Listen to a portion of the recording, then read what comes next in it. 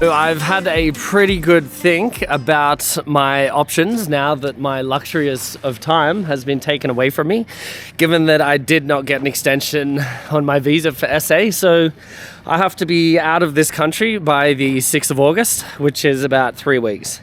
And the only issues here is that I haven't received my number yet, my TRN, to register my bike and leave. And this is Africa. They said it was going to take 6 to 8 weeks. I don't know if it's going to arrive within that time because things happen slower here and sometimes things just don't happen. So I'm going to return to Cape Town. I'm going to give myself 10 days to get back there, and then I should have another week and a half to get everything that I need. There's a lot of things that I need for this trip still that I haven't been able to acquire, nor have I been able to find. And so we're just going to keep our fingers crossed that that TRN arrives. I'll have everything that I need, and then I can go and be out of the country by the 6th of August.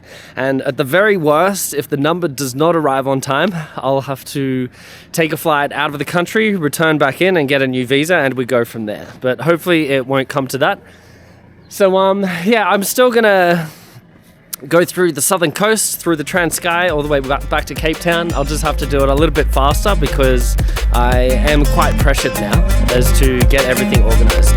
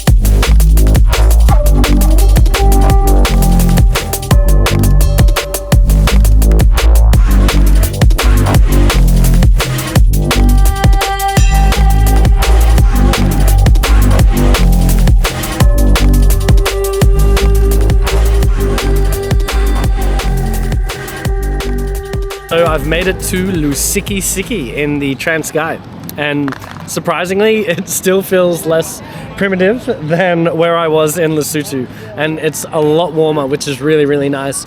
I've organized to stay with some of the Sangoma, the Mapondo, through Mark, who I met at that farm, and I think someone's going to come here and I'm going to buy a bunch of food for him as a gift, as some form of blessing. And thanks for having me. So yeah, it should be really interesting. It's going to be super rural. A lot of people who live here, you know, especially the Sangoma, they live barefooted.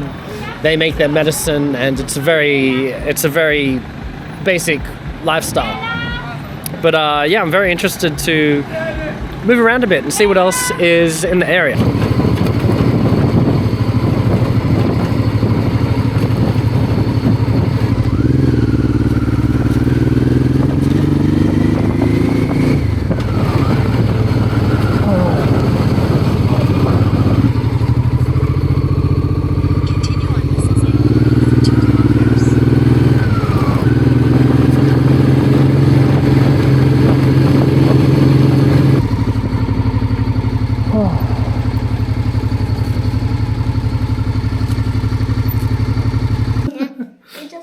Yeah, you gotta say hi. Can you see yourself in there? Oh! We are gonna go find some puppies.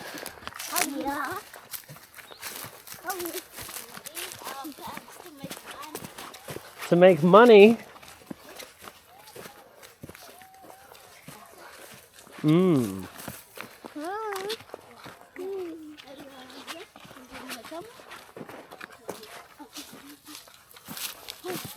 Is this where they are? They're not to move. I can't see them. Oh, there's one. I can see one. There's one. Where's that? Oh, it's tiny.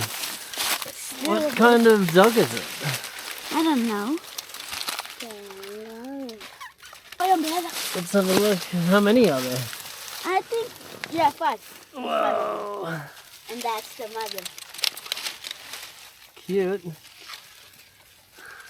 What? Yeah, bye, man. And there you have it.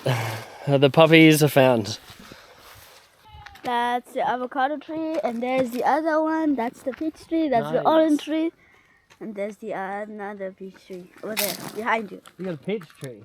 Yeah, two. Oh, this one. I can see them all. There are two. There's Wait, two. are they they're peaches? They look like oranges. No, this tree. Oh, that one. This is the orange. Yeah. Why do you food? The plant for the money. Maybe we can smoke this stuff. You don't smoke this stuff, do you? Never. Never? Never. Ever. Maybe when he's older. Who? Maybe when you're older, Frank. No, I never. No. Never. He knows the way. Apparently there are snakes all throughout here. Yeah. What kind of snakes you got in there?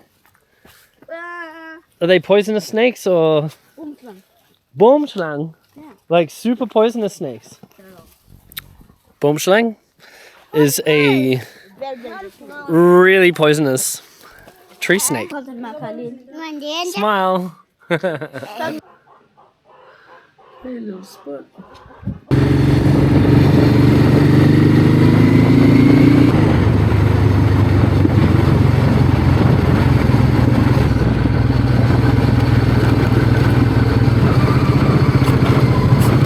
Wow.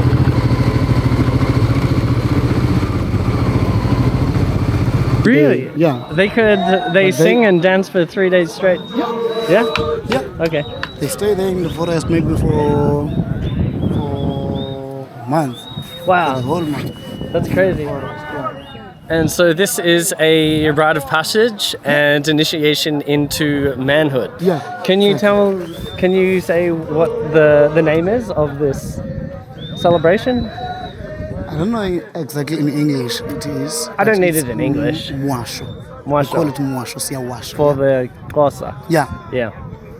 Okay. Yeah, the boys are coming back home now. So I'm very, very privileged. I feel very honored to be invited to come and check this out. I'm sure you would like to meet the teacher of the boys. Yeah, of course. Yeah. Yeah. And this is the teacher. Hey, how are you? Nice to meet you, brother. I'm recording some things from my trip.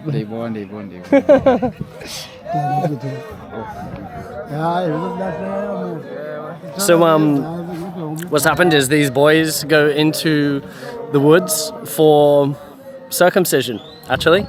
And I'm not sure what way they do it, especially out here, but there's no anesthetic or anything. I'm pretty sure they just take it like a man, so to speak, given that this is their rite of passage and initiation, which is really amazing that they're actually still our rites of passage. It's probably what's missing in the Western world, you know. Yeah, it's really, really interesting to see.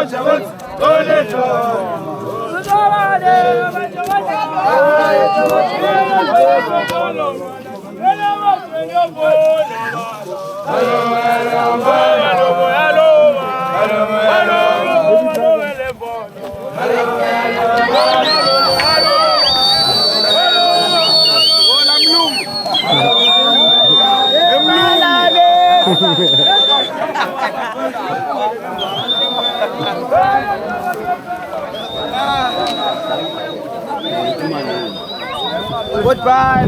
Goodbye.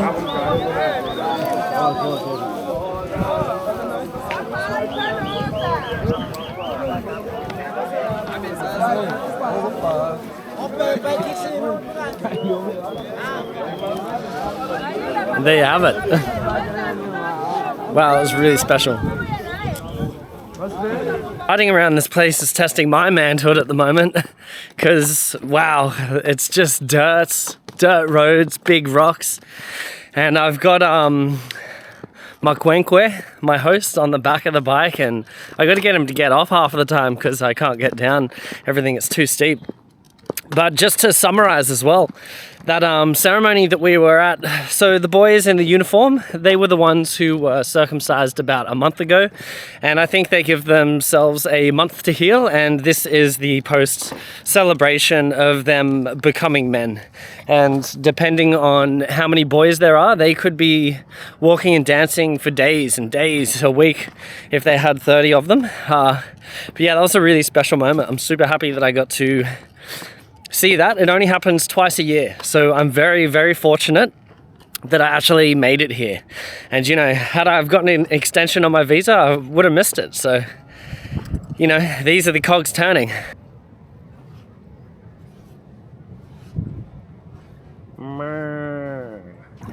Jesus, it is cold. This is the beach of Umboidi. Def's got the wrong pants for the job.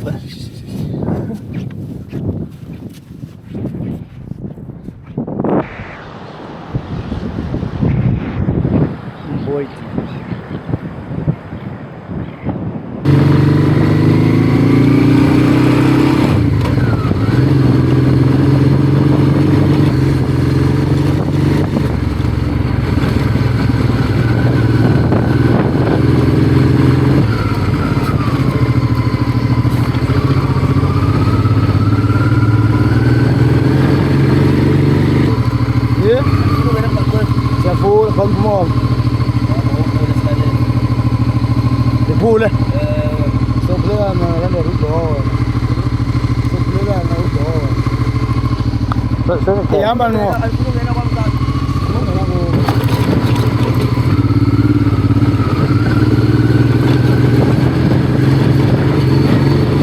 Wow.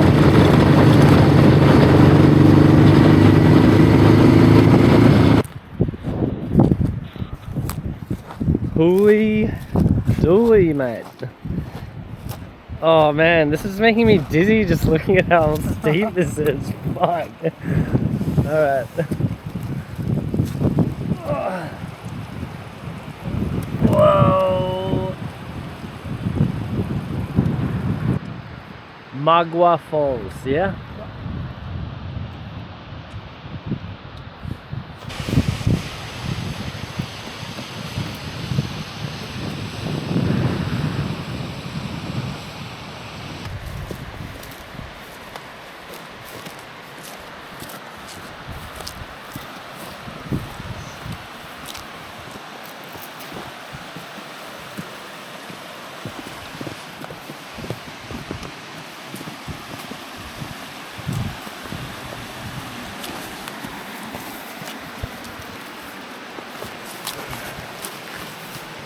Ew.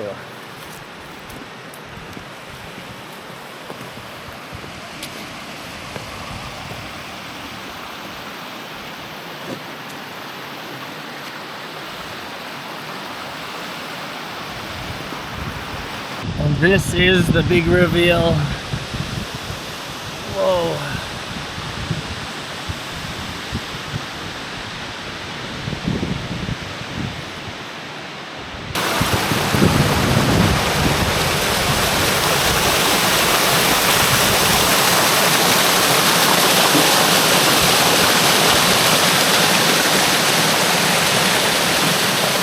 You have worked the hardest out of all of us today, Lance. Good job, buddy. Good job. So, we're gonna go visit a village, but there's all these trees in the way. Fuck yeah, that's all I like to see. Pull that tree down, boy. We're gonna make it. Whoa.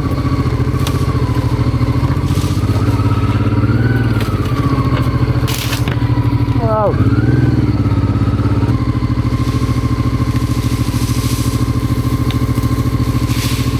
Nice.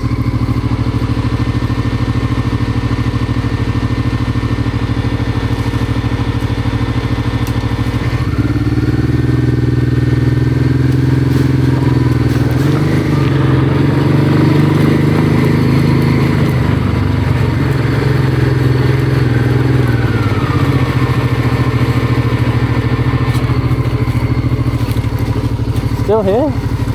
Oh, bro. Yeah, we can leave the bike here. You want to walk? Yeah, we can walk there. Okay. Guys.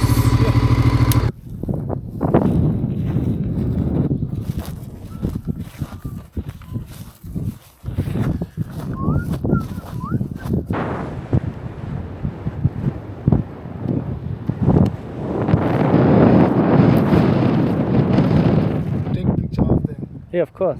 Yeah, that's where Mark was trained to be a Sango. Oh. Coming from as a family. So I am back at Makenkwe's house where I've been staying for the past 2 days, and I just wanted to reflect a little bit on, what I experienced and saw today. I thought it was really deeply moving seeing all those boys sing and dance through their initiation. And yeah, a couple of points came to mind, as the day progressed and I was looking back on that. And the first one was, why are there no rites of passage in the Western world now? I didn't have to undertake a trial to become a man. It was a coming of age. I turned 18 and then I was considered an adult. And I wonder why none of these exist in the Western world anymore. If they do, please let me know. But I certainly didn't have any in my life, and I'm sure that's very similar with a lot of other people. Secondly, I thought a lot of Westerners looking at this might actually think that it's still very primitive and barbaric as to, what's going on. Imagine being 16 to 18 years and having to muster the courage to accept and be vulnerable of getting your foreskin cut off by a knife, and that is you fully embracing and accepting your manhood. And I thought that was really, really powerful when I was thinking about it. And I wonder if we did introduce a rite of passage into manhood in the Western world now, how would it actually affect our responsibilities as men, or even the definition of a man? What is a man in this day and age? It's like that Matt Walsh documentary, What is a Woman?, where he goes to universities and places of education and posed a really simple question: what is a woman? And a lot of people had issues defining this depending on what political leanings they had. And this is still a contemporary issue that divides certain people. And I think the reverse still applies. What is a man?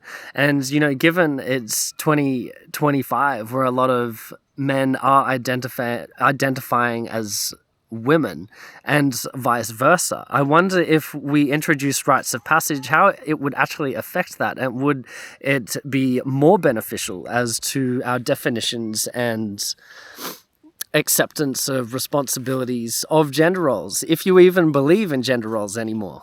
So, let's discuss it. If you have any ideas or disagree or agree, let me know.